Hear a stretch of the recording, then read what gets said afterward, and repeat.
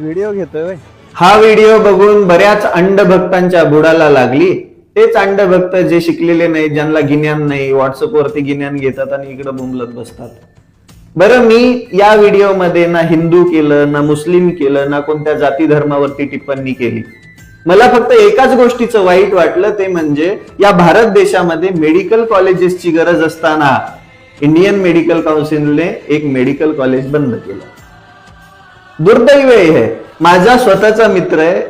माझा मित्र मागचे 5-6 वर्ष झालं नीट रिपीट करून नीट मध्ये रँकिंग आला आणि कॉलेजला ऍडमिशन घेतलं.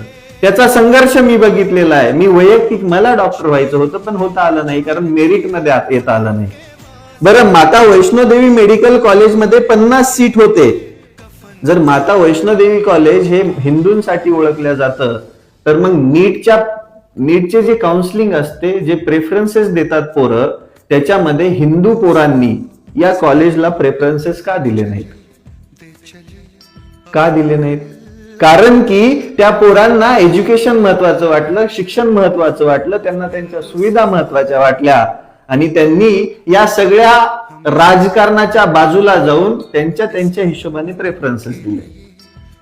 नीट परीक्षेच्या मेरिट मध्ये आल्यानंतर त्या 50 पोरांना ऍडमिशन भेटलंय. बरं, आता नुकसान या 50 पोरांचं झालेलंच नाहीये.